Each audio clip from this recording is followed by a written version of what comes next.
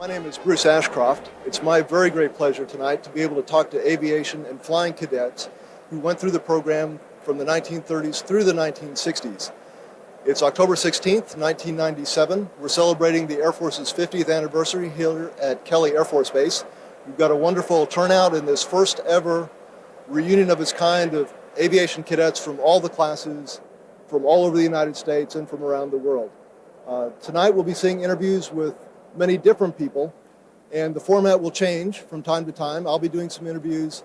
There'll be one-on-one interviews from people who are in different classes, and we hope that it will add to your understanding of the golden heritage and the boundless future of the Air Force.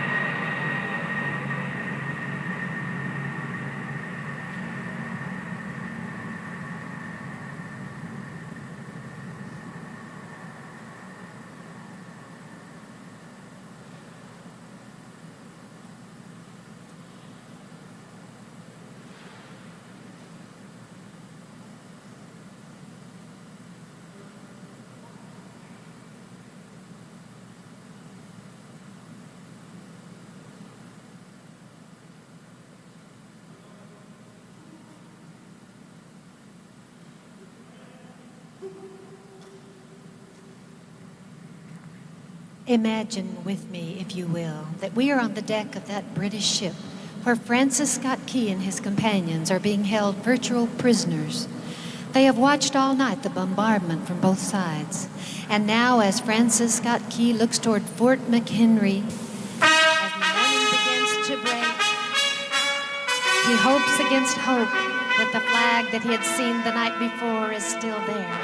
Suddenly he sees it, and he shouts, "Look, our flag, thank God it's still there."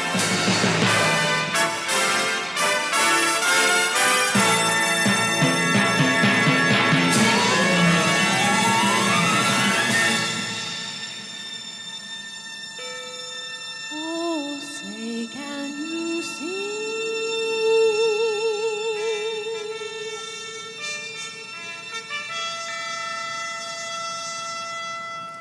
by the dawn's early light what so proudly we hailed at the twilight's last gleaming,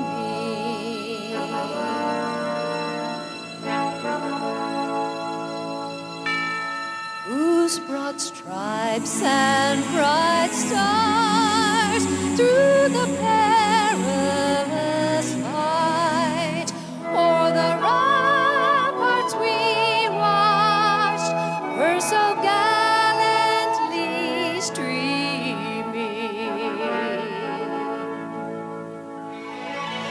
and the rockets red clear, the bombs bursting in air, gave proof through the night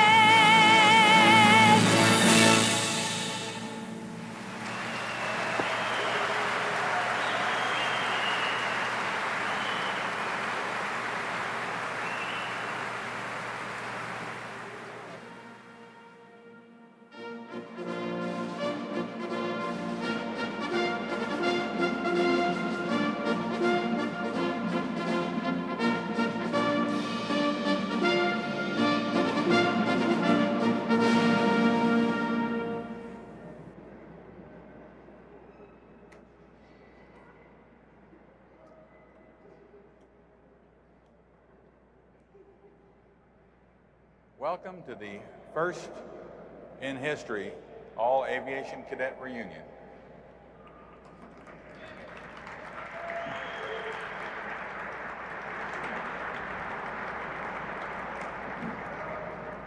I would like to thank the Air Force and the people here at Kelly for hosting this event and making all this possible.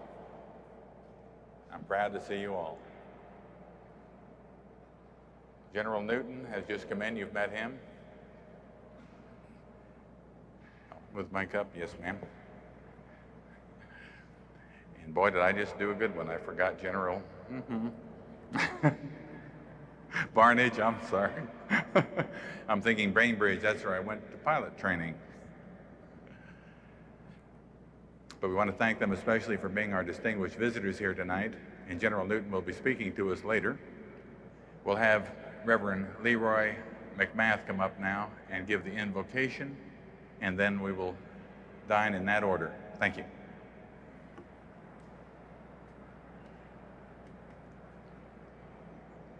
Let us pray. Oh, gracious Father, we come now most humbly, thanking thee, O Master, for this day and for this hour. We come, Father, praying for this occasion. We're thankful for all those who have come in commemoration of the Aviation Cadet program, a program that has played an integral part in the defense of our country, which we all love. We pray for our country, O Master, and for its leaders. We pray that thou will continue to lift her to even greater heights. Father, now as we close this petition, we are mindful of those who have brought this idea to fruition, who have planned and have worked hard to bring it to bear. We're thankful for them. And now, Master, as we prepare to partake of that which thou hast so bountifully set before us, we pray that thou will continue to bless us, Lord, and keep each of us in your care. It will always continue to have you smiling at each of us. We pray these things in your Son's name. Amen.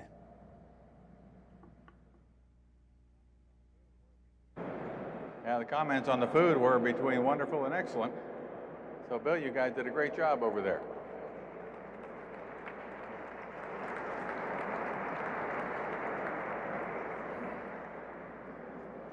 I'd like to recognize some of our helpers in this, and also the very first man to pay his money for this event was Clyde Mahaffey, better known as Mac. Mac, would you please stand up? Have a nice hand for Mac.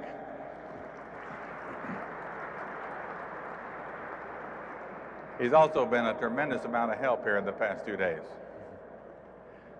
And my secretary, Brooke, if you haven't met her, I think most of you have. She's, we call her Brooke in the back. She's all the way back there. And our helper, Sandy, is back there. My mother, oh, there's Sandy, she's up front, sorry. Yes.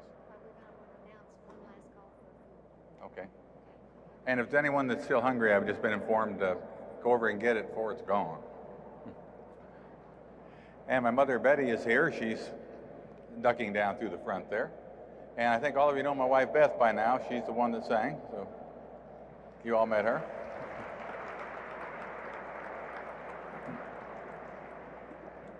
And my right-hand girl, I couldn't do it without her. You know, when I started this 2.5 years ago, I guess it was in December of '94. And the short answer as to why I started this is because God asked me to do it. I've been reminded many times that this is not a DOD event. However, this is a GOD sponsored event. Believe me, we have seen miracle after miracle as to what has happened here.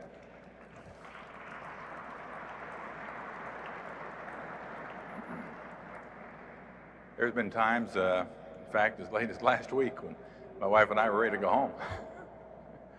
But praise the Lord, it has all come to pass. I was hoping I wouldn't get emotional on this. I tend to do that. Makes it very hard to speak. When I started this, I needed, I believe, an additional $4,000 or $7,000, I think, to get our first mailing out. And I called about 35 cadets. Some I knew, some I didn't. And those who responded were the men who made this possible. Because without that, I could not have gotten the first mailing out, and it would not have gone from there. I would like to honor these men. Whoops, getting loud again. You may stand if you wish, or if you're too embarrassed, you don't have to. But Gus Tewitt, Richard Brown, Jim Kiddick, Gary Anderson, or G.L. Anderson, Larry Pullen, Mike Fisher, Jim McAfee, Carl Lemming, Ernie Bowler, John Goswick, who is not here, Bill Trecarton, Frank Tulo, Kurt Wagner, Ed Oppenheimer,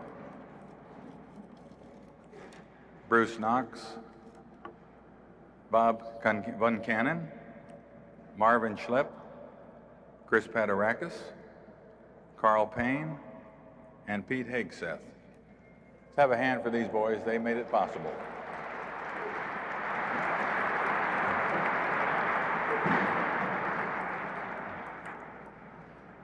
And Chaplain Chris Martin, you have to thank for the copies of the roster, and we apologize that there's one page missing. We didn't realize that until just recently. And see, another announcement I'm supposed to do, by the way, is tomorrow morning, the bus tours are basically full for the morning for the bases. The afternoon will be free. The dance starts at 7:30 down at the Municipal Auditorium basement, and they're going to have, believe it or not, another barbecue available. It'll be $6.50 or $7.50. I don't know which. This is not part of what you paid for. This is a separate piece. The caterers wanted to do that, so there'd be food available at the dance. But just know that it will be available. And let's see, another announcement that I don't want to make, but I have to. This entire event cost about $60,000. Now, the people that are here were not quite enough to pay for the entire thing. We're a bit short. So what I'm asking of each of you is if you would please pay Brooke in the back tonight, tomorrow, whenever, $18 per person. I think that will get us back in the black again where we can pay for this event. And I have no qualms. I know it'll come in because you people are so generous, and I thank you so much for the gift you gave Beth and I. It was totally unexpected and very humbling. I thank you from the bottom of my heart for it. It was very, very nice. For those of you who ask about the museum, there is, as you well know, no such thing as an aviation or flying cadet museum. Basically, we are not only the last of a breed, we're the lost breed. The men who built the Air Force, and no one seems to know who we are.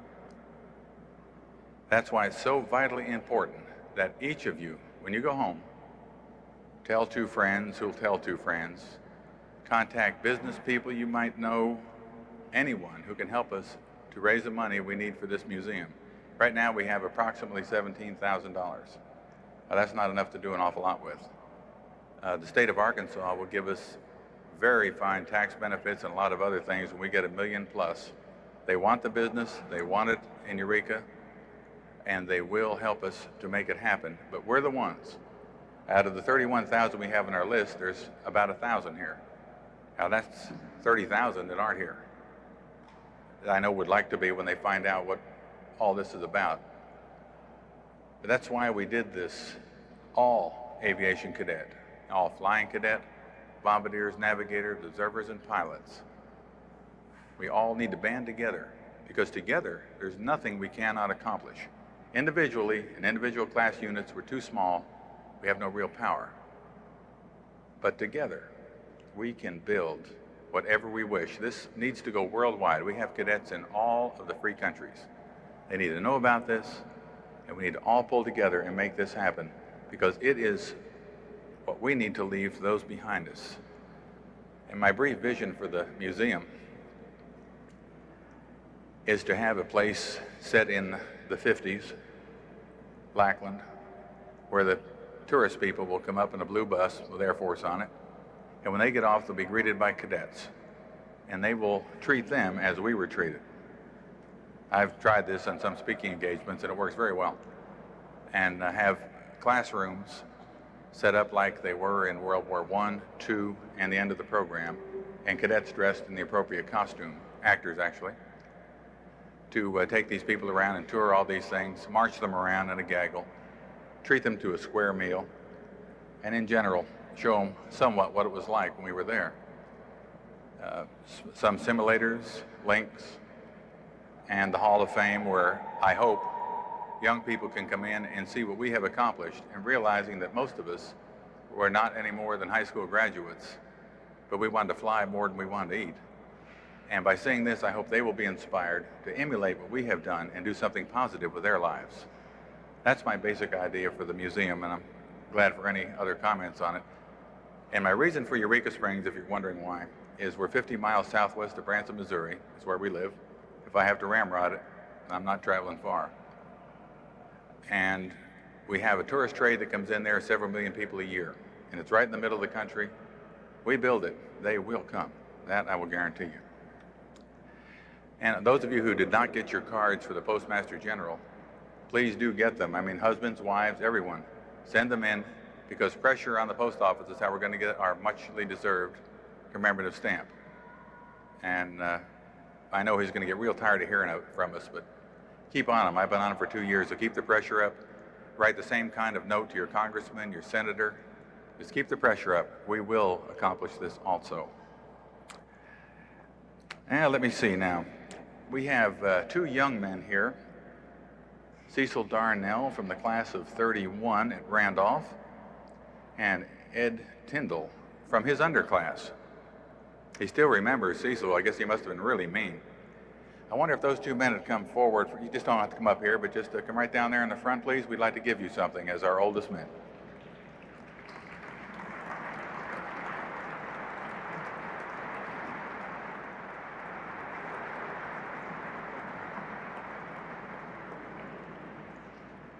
Come on, Cecil, you can move faster than that.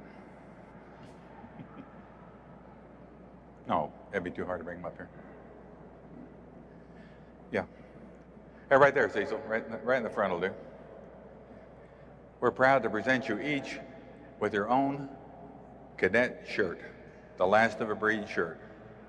And I hope you wear it for the next 100 years.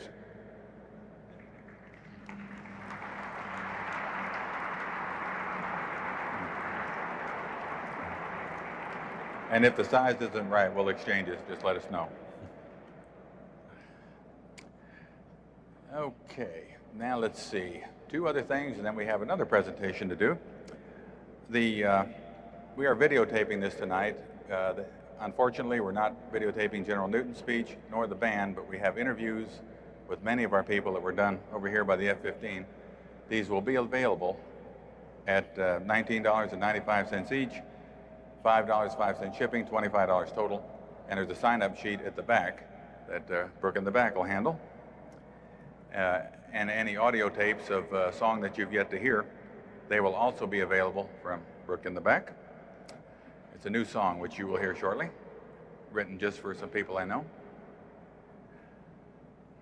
Now, if we could, oh yes, one other thing. I have a lot of crazy ideas, I'm sure you realize. I was thinking about putting an all-cadet cruise together at the end of June to Alaska. So if anyone is interested in that, Brooke in the back, she's got a sign-up sheet for that too. So these are all little things you can do when this is over, or you can do it tomorrow night at the dance, whichever. But these are all things you need to make you aware of. And on each table, you notice you've got flags. I would like to appoint, or have you appoint, one person at each table to be your table captain. And please see to it that the flags and stands are brought to the dance tomorrow night for the tables. After that, you can take them home. But if someone would be responsible for getting them off of each table, please. That saves us having to keep track of. Now, if our cadets from the Civil Air Patrol would go and pick up the little things that Brooke has for them and start passing them out to all our cadets, please.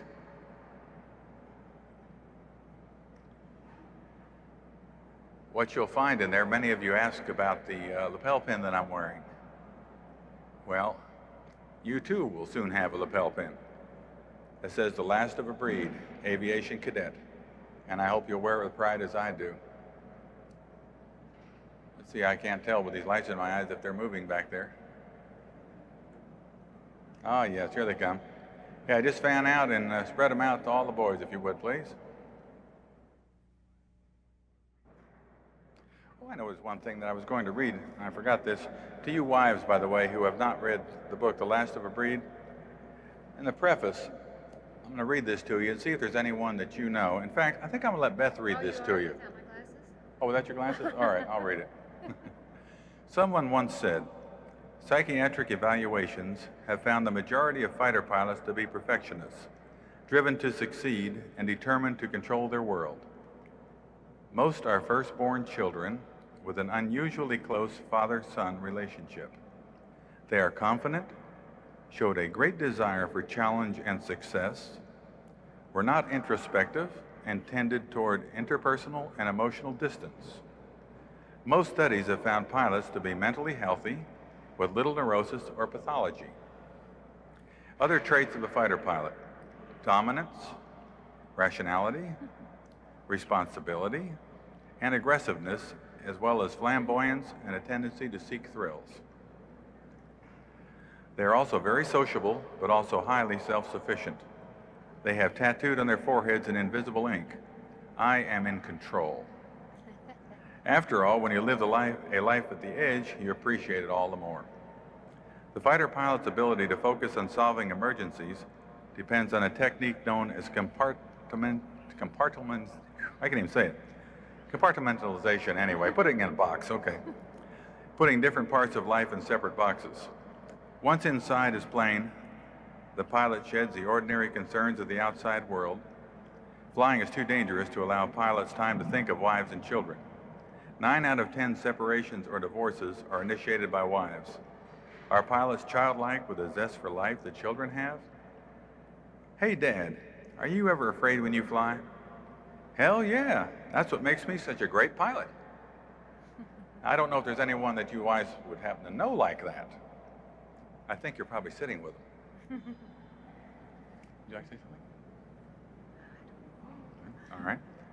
Well, I just wanted to get another good look at my partner here. She is, when you've talked on the phone and you've gotten letters and messages and all the thank yous, she did them all.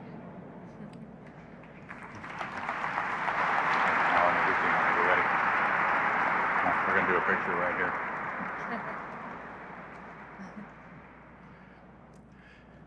Well, without further ado, I would like to introduce the commander of Air Education and Training Command, who's based at Randolph, the Cookie General, Leroy W. Fig Newton.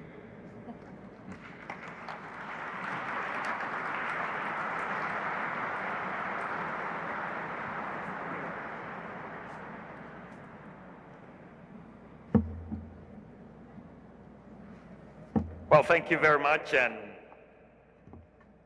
let me say good evening and welcome to some of the world's greatest aviators ever known to man that are sitting in here this evening.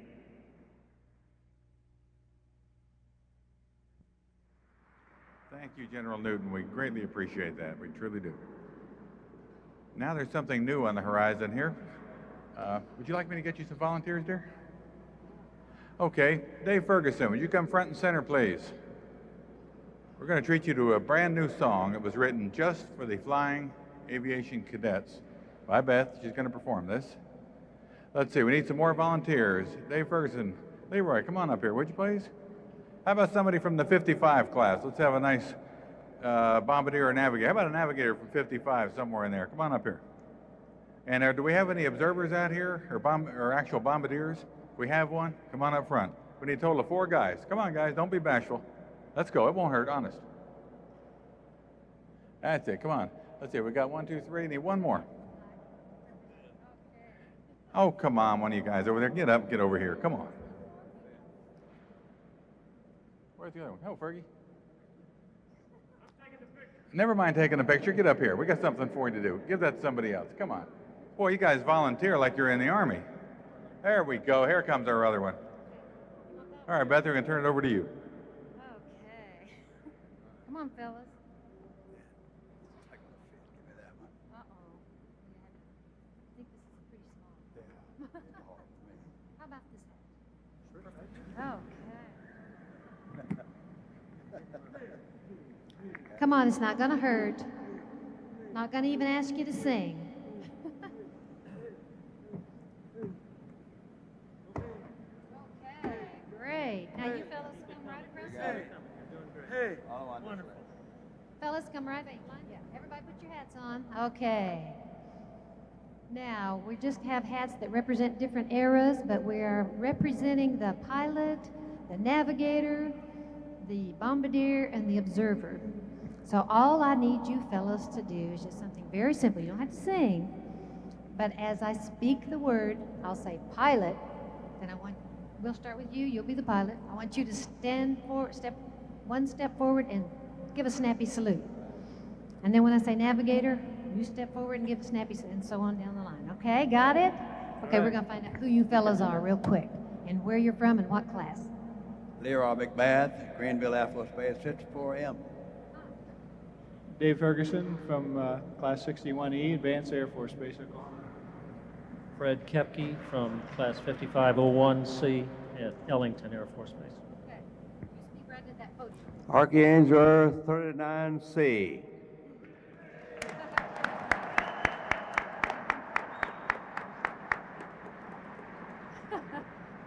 Great, okay, we're gonna do this special little song. This little song was written just for you cadets. It's a song to bond you together, and it's a very special song. I hope you will see in it that it's capturing your will and your desire and your hope to learn to fly.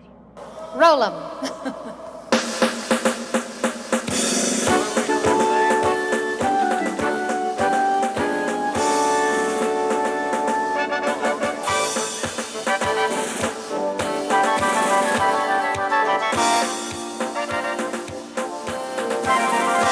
We are all bound together in a bond so strong and true, whether young or old, and in peace or war, ever true, red, white, and blue. And we'll sing our song as we go along. I wanna fly,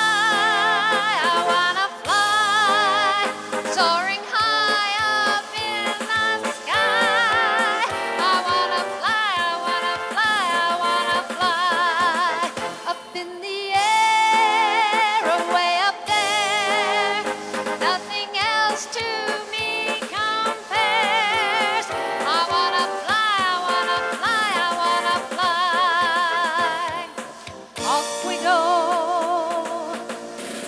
Off we go into the wild blue yonder. Okay, fellas, get ready and listen for your call. Pilot. Navigator. Bombardier. Observer. Aviation Cadet and the Flying Cadets. In a name, we're all the same. Over skies of France, England, stateside too. Minor flyers were never trained. And we'll sing our song as we go along. I wanna fly.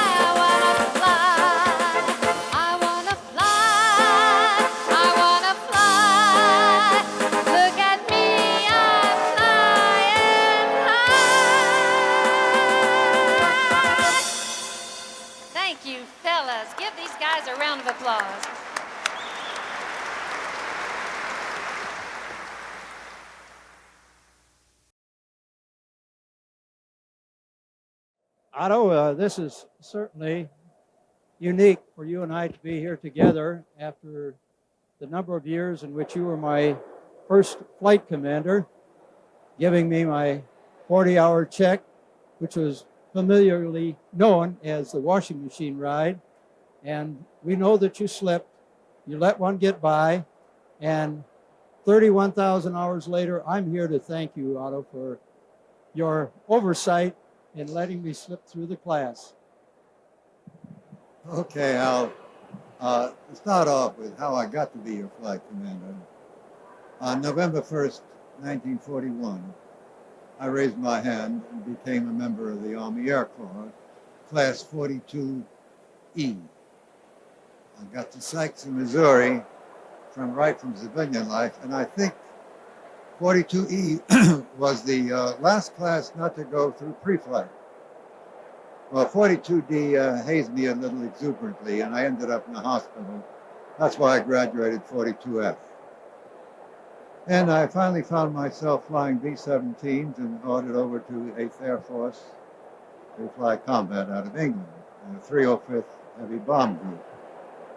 I didn't last very long because we were so well trained in those days that my third mission, and I was the flight commander, my third mission was scheduled to be at 30,000 feet on a flight to Hanover. I had never flown the B-17 at 30,000 feet in my life, and she acts quite differently at 30,000 feet, believe me. Make a long story short, over Hanover, I hear over the radio, IP, and then I hear a bang. The bang was my number 2 engine prop shaft, I guess, broke because it had a runaway prop.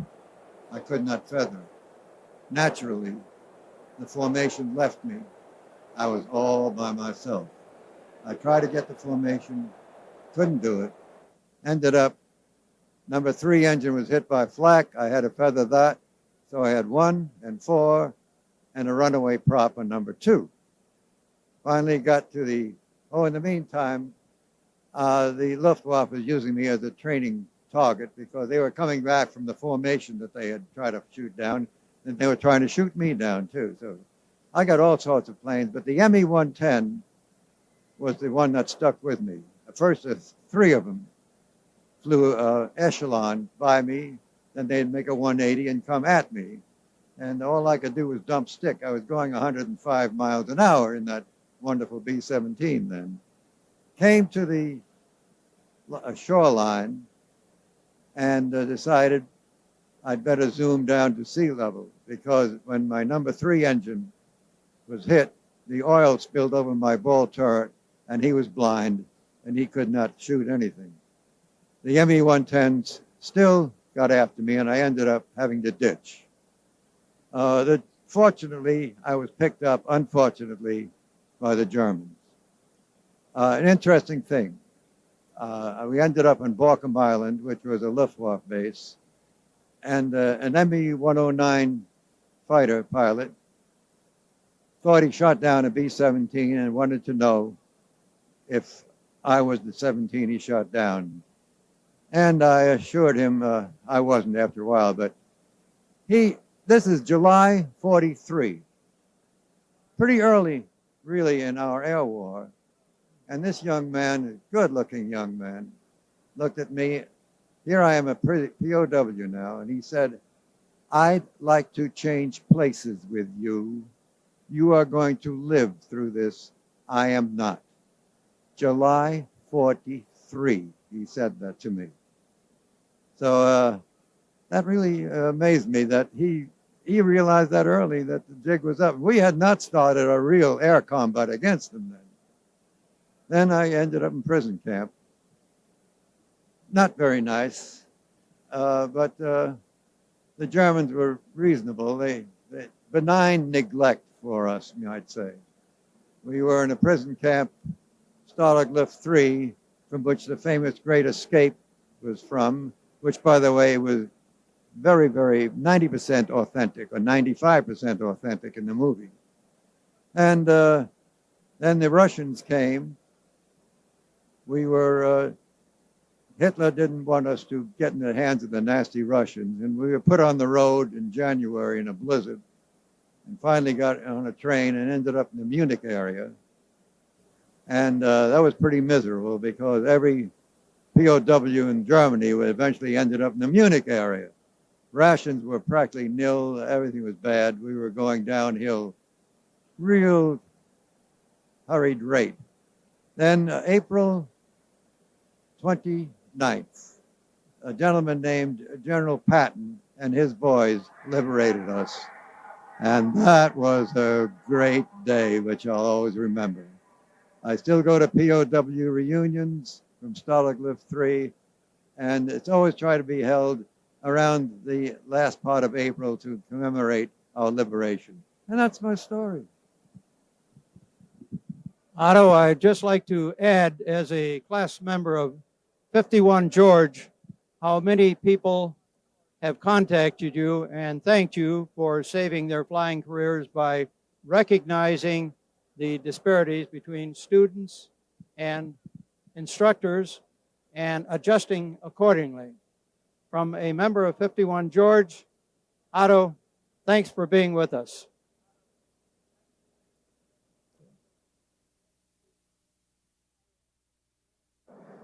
We're interviewing now David Ferguson from Class 61 Echo, and I've asked him to talk about the planes that he trained in, his experience in Vietnam. He was involved with test flying with the Skunk Works, and I've asked him to explain some of his experiences with that operation. Thank you. Well, I was a proud member of Class 61E, and out of the cadet training, I went to the F-102 and flew a tour in Japan in the F-102, and after that I got into TAC and the F-105, which was the airplane I flew in Vietnam. I actually had 2 tours in Vietnam. I flew as a strike pilot in 1965 in the single-seat airplane, and then I went back in 67, early 68 as a Wild Weasel pilot in the F-105.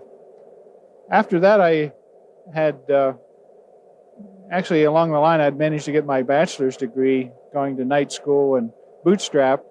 And after my second tour in Vietnam, the Air Force sent me to graduate school at Arizona State University. And out of there, I went to the test pilot school at Edwards. And after the test pilot school, I actually spent my last 8 years in the Air Force testing various airplanes. In fact, the one just right behind me, I was involved in the early testing of the F-15. And from that, I was coming up, the very last program I worked on in the Air Force was a program called Have Blue, and I worked with Lockheed Skunk Works, and their chief test pilot at that time, Bill Park, offered me a job to come to work for the Skunk Works, so I was very happy to do that, and it was about the time I was eligible for retirement from the Air Force. So I spent the next 8 years of my life on the F-117, and I was the second guy to fly the F-117. I did most of the testing on it in the early days. I actually started flying it in August of 1981. I was assigned as chief test pilot to the YF-22 program in 1986, and actually I flew the first flight and all the initial airworthiness demonstration on the YF-22 starting in September of 1990 and through the end of calendar year 1990, and we just did a great job of demonstrating the capability of that airplane. And I know both of the prototypes still exist, and Errol is trying very hard to get one of the airplanes to be put in the Aviation Cadet Museum in Eureka Springs. So I wish him all the best luck in the world. I don't own them anymore. At one time I did own them. If I still owned them, I would certainly make sure he got one of them. But press on, Errol. Good luck, and I hope you get one of them. Well, thank you. One question I have is, would you tell me how it is that you decided to join the Air Force? Do you have a family tradition of being in the Air Force? No, not at all. Actually, my father is a Pentecostal preacher, and both of my older brothers were ministers. I really think it was the time I was a farm boy in south central Pennsylvania, and I just was a very young boy during World War II, and I was very enamored and thrilled by all the exploits of the fighter pilots of World War II, and that was where the flying bug really got me. And I told my dad all along that's what I wanted to do, and he was very upset that, in fact, his words were, "Can't you do something worthwhile? You know, if you want to just fly airplanes." So when I got out of high school, I sought to get in the Air Force as a pilot, and then I realized I had to be 19 years old. So I worked at various jobs, and then when I turned 19, I took the test for Aviation Cadets and got in. It was just a lifelong thing I always wanted to do, and it worked out for me. Well, thank you very much. Sure. Thank you. Appreciate it.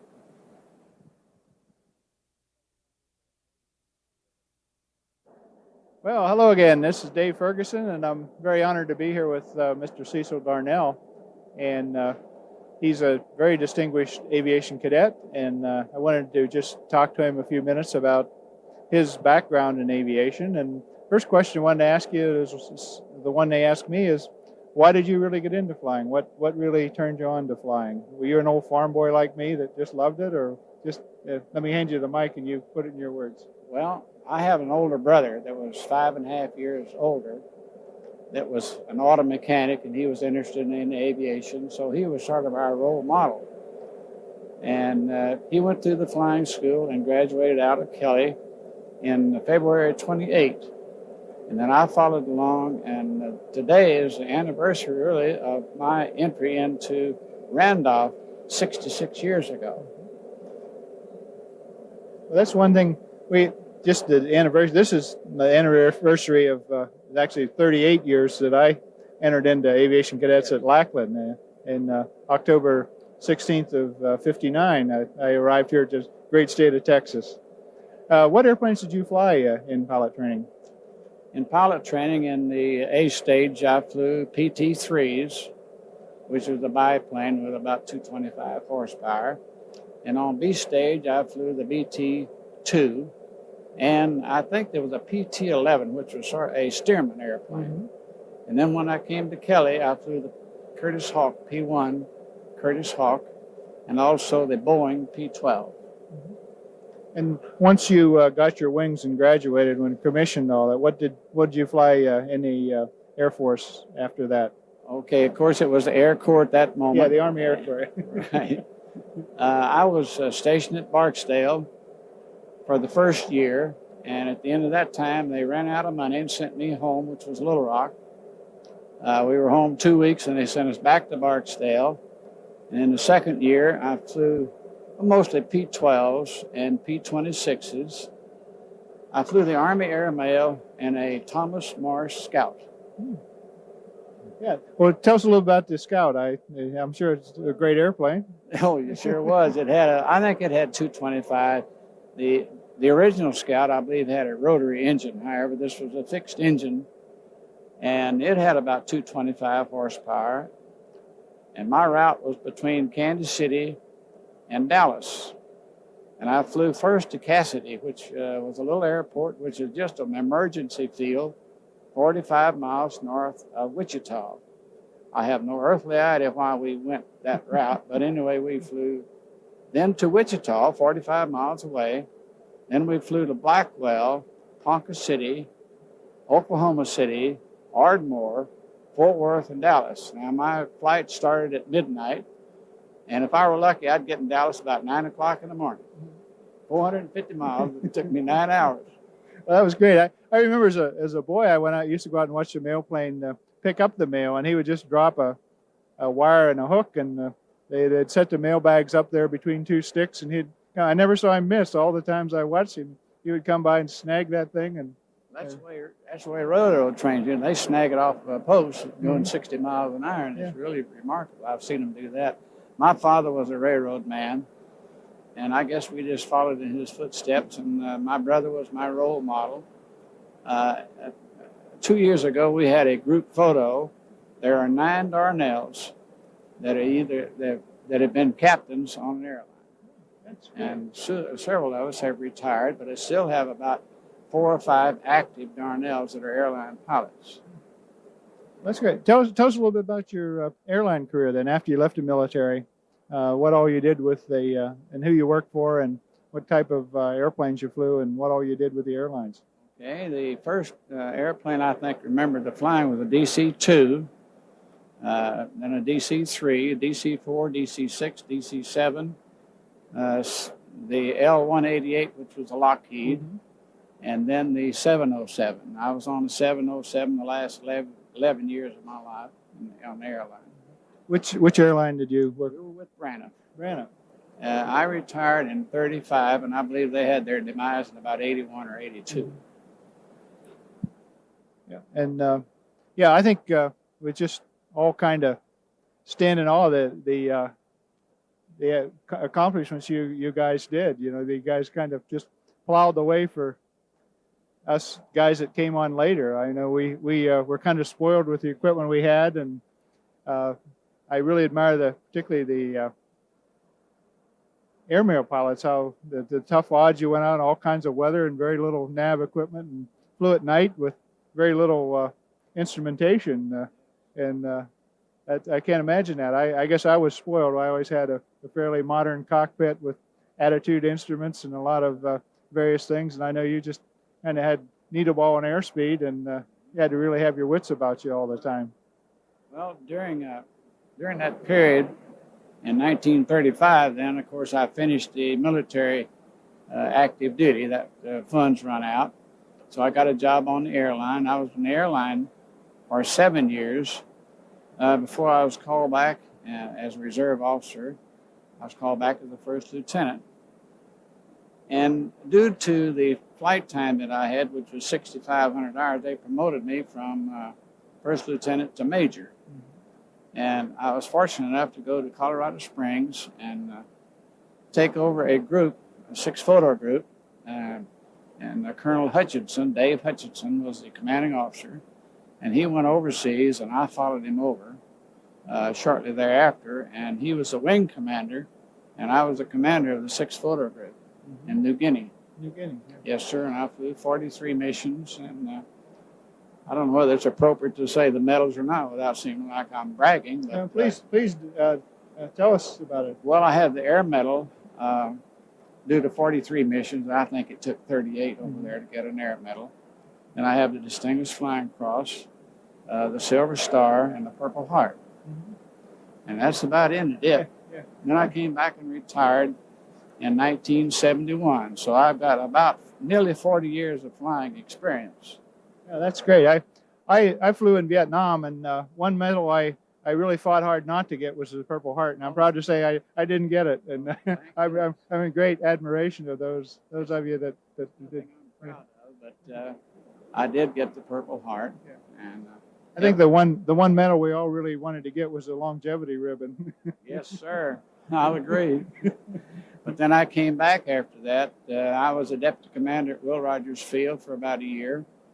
And then got out of the Air Corps at that time, and came back and then finished my career with Braniff, which totaled about 32 and a half years with Braniff.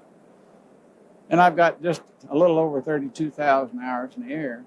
That's really impressive. I mean, that is a tremendous amount of time. It's kind of, I was back in that area for a short period of my time. I went through the second half of flying school at Vance Air Force Base there in Oklahoma. Then I took advanced flying school in the F-102 at Sherman, Texas, Perrin Air Force Base. So I was in the same general area that you were in the very early 60s. Is there anything else you'd like to talk about, sir? We're just proud of you, and we're proud that you could join us here. During the period that I spent just before I was released from service, I was a deputy commander of Will Rogers Field under John Bogle, who I thought a lot of. He was not a West Pointer, but he was a marvelous person, and I loved him dearly. Oh, great. Well, we're certainly proud to have you as part of our little reunion here. Thank you very much. I've enjoyed every bit of it. I can't imagine how many people were here. It's just amazing. Yeah, I can't either. I mean, I thought they had 300 or 400, but I mean, it must be 800, 900, 1,000 people. Yeah, I think there's probably 1,000 here, and it's a great opportunity for us kind of get together and swap stories and talk about what we did. I think we all have the thing in common when we had airplanes that were great for our time, and we did the very best that we could with the equipment we had at that time. Now, can I ask you what you're doing now? Yes, sir. I'm the director of flight tests for the Lockheed Martin Skunk Works. That is absolutely the ultimate. Now, I'm telling you, I'm bowing to you right now. And that's all I have to say at this moment. Well, thank you. Thank you. We would be honored to have you come work with us. We the people of your tremendous background. We have, always looking for talent, and someone with all the expertise you have would be wonderful for us. Now, if you'd said that about 30, 40 years ago, I'd believe it.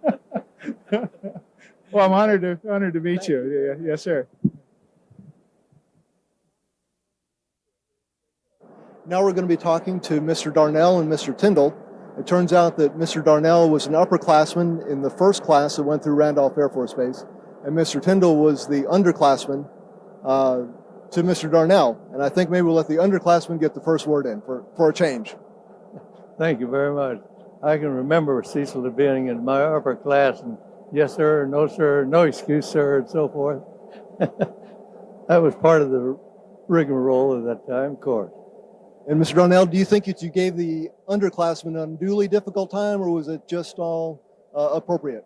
Well, I don't think that I was too tough on them because they're all bigger than me. And I didn't dare try to exert my physical self against anybody.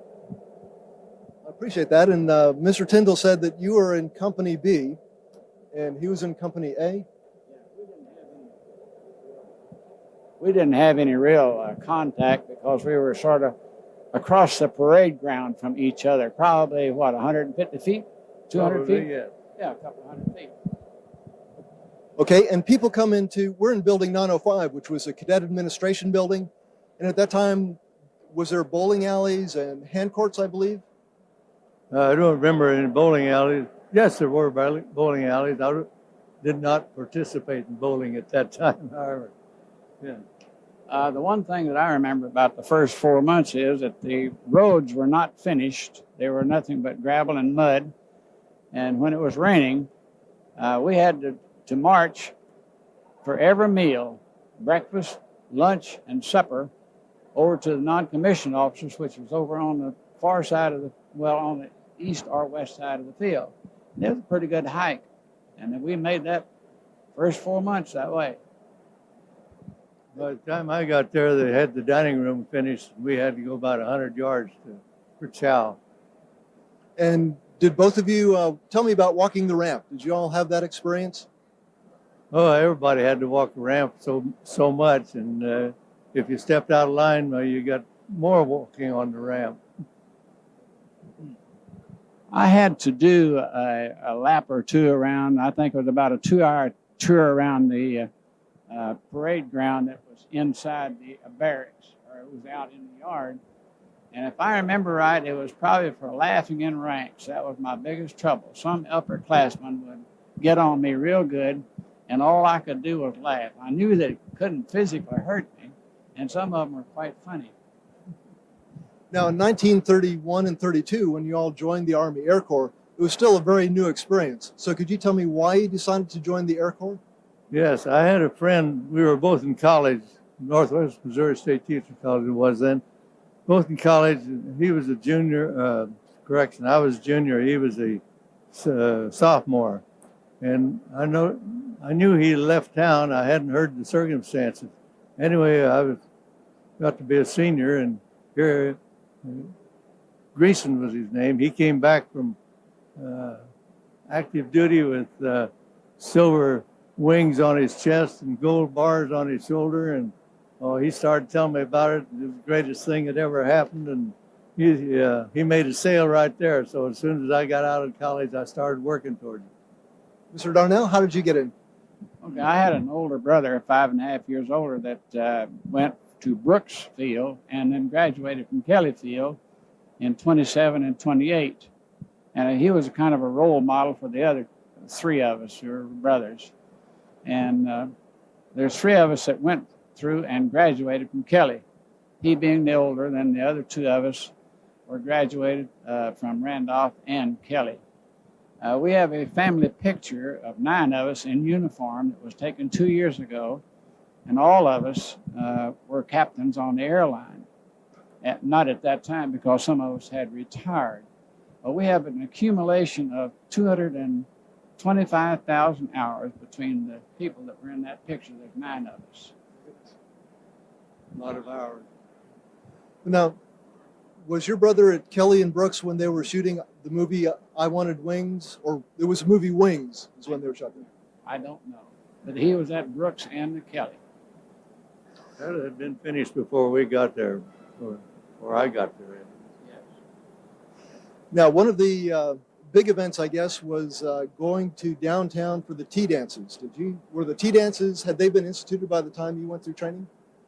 We used to go, the Gunner Hotel was the headquarters downtown, the Gunner Cave and the Gunner Roof. Between the two of them, Saturday night was a big deal.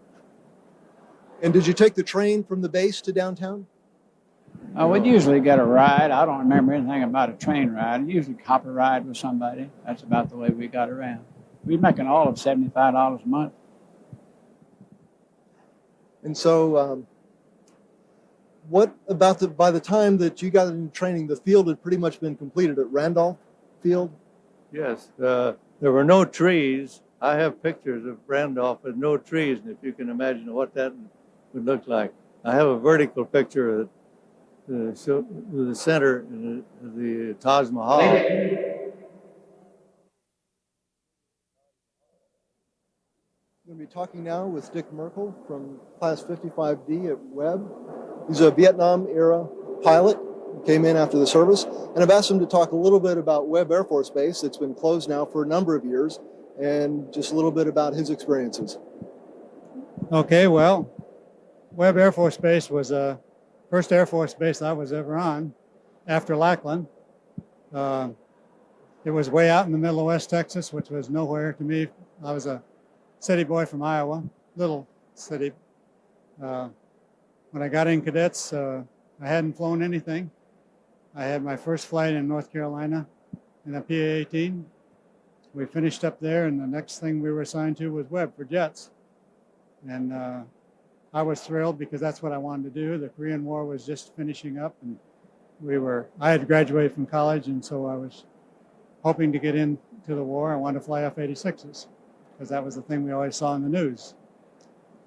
We got out to Webb, and the program there was, at that time, T-28s and T-33s.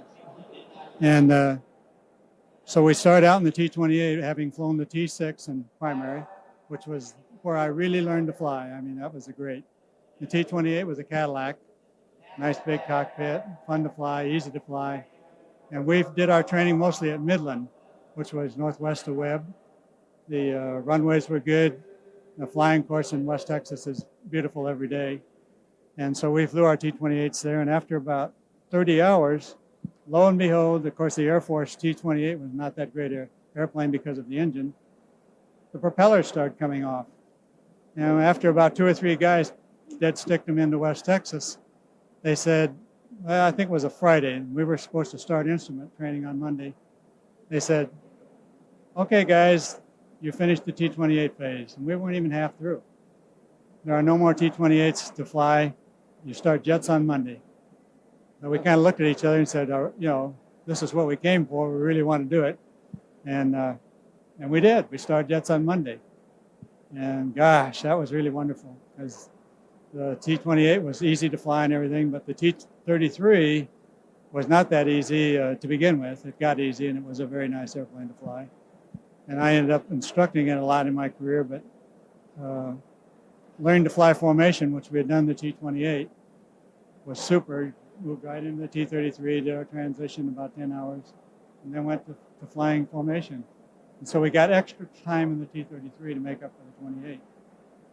I think we missed the instrument flying in the T-28 because that was supposed to be really great, and it was a real bear in the T-6 because the T-6 had old vacuum instruments. And well, my instrument check in the T-6, I remember the hood fell down in front of the instrument panel right on takeoff.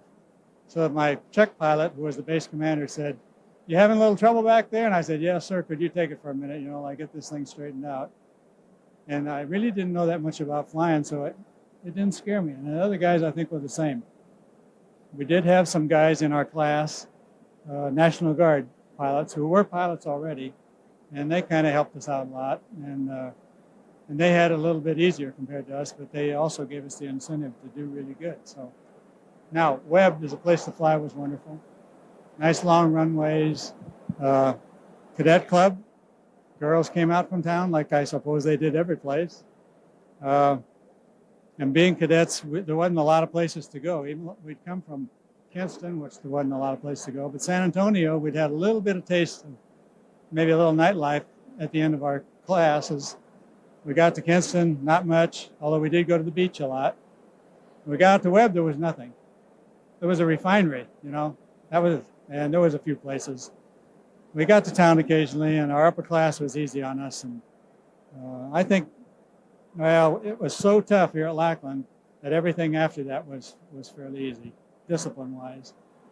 That was very necessary and appreciated all our career, because had you not had that discipline, I probably wouldn't be here, because the combat missions require absolute discipline. Your guys that you're flying with have to do what you do, what you tell them to do, and what they need to do, and you got to depend on them. So we learned all that at Webb. And when we graduated, it said on our graduation thing, the USF Class 55D Fighter School. It said on there. We'd been there. So then we went to F-86s, which is what I wanted to do. Yep. So that was good. From there, I went to be an instructor at Perrin. Then I went to Germany, and forever after, I flew the F-106 a lot, which in R&D in the 106, which is a super airplane. You have a model of it here on the base. One I've flown, by the way. And it was very good. My combat missions, I flew in the F-4, which I think you did some depot work here at the Kelly on the F-4. In Vietnam, 164 missions, mostly at night. But everything we did all through our training, which began seriously here, wasn't easy always, but it was always precise. We had good instructors. The guys that came from Korea came here to be our instructors. It was really quite good.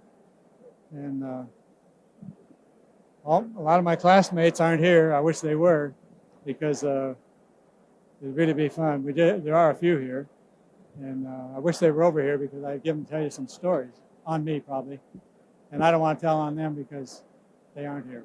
Okay. Well, thank you very much. Appreciate that. I'm going to be talking now with Mr. Ernie Johnson, who went through training at Bryan, Texas in 1957. And we'll let him talk a little bit about Bryan Air Force Base, which is now closed now for a number of years, and his experiences both as a student as an instructor. I started in the Aviation Cadets in 1956 and went to Hondo, Texas, and that was the primary base. And then after that, we went to Bryan. Now, Bryan is near College Station, and I was one of the last classes to go through there as a pilot. It was kind of winding down. They had T-33s and regular Air Force instructors. I think the biggest thing I can remember about it is we had to put up with the Texas Aggies, but they were really nice guys after all. And the college being close by lent some good times, and also some good, what you want to say, I'm trying to think of, we could get to cultural events and things like that, which really increased our training a lot. Now, tell me about your experiences as an instructor. After I finished the cadets program at Bryan, I was enticed by my instructor to be an instructor. And so I went through the training school at Selma, Alabama, and then came back to Vance Air Force Base and instructed there for 4 years, 58 through 62. And Errol, who set this whole thing up, was a cadet at that time. He was not my student. But we found that the cadets, or I found as an instructor, the cadets were really excellent people. They tried hard, they worked hard, and of course, they had some restrictions on them that the student officers, as we call them, didn't have.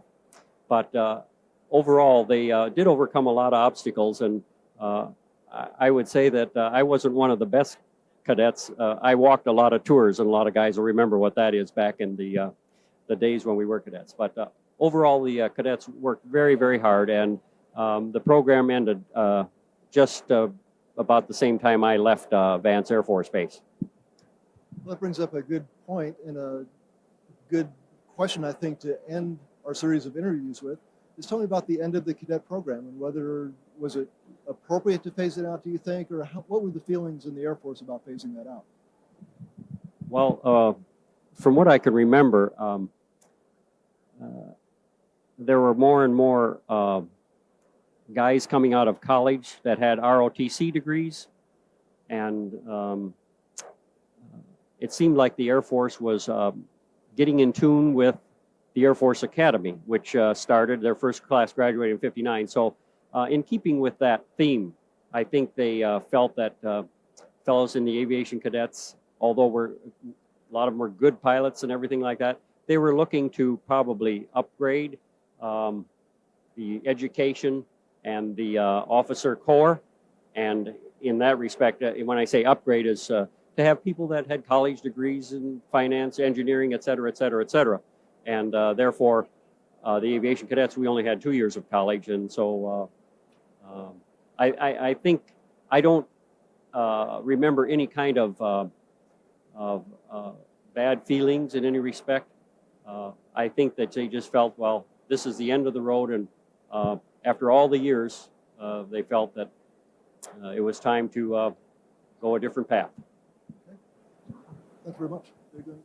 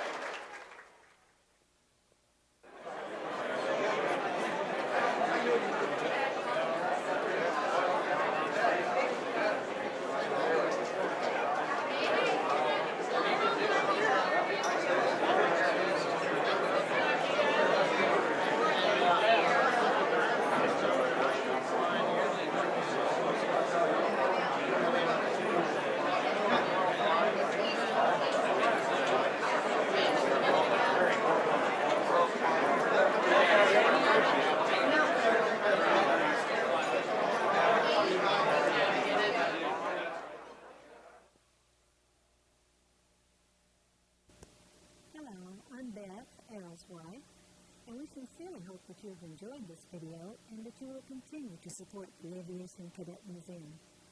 The museum can only become a reality when each one of us will become involved with our hearts, our time, and our money. You know, worlds of good wishes cannot pour concrete or build walls. It takes money. So please, give generously. We'll say goodbye for now, and we look forward to seeing you again in the year 2000 at the next reunion. God bless. See you guys.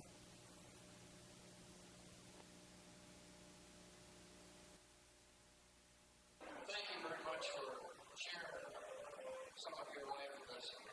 It's been an honor for me to know such great people as all of you who are a hell of a bunch, and I'm damn proud to have been an aviation cadet, and I know you all are too. Thank you very much for a great evening. We'll close with one I think you'll recognize. Come and see us.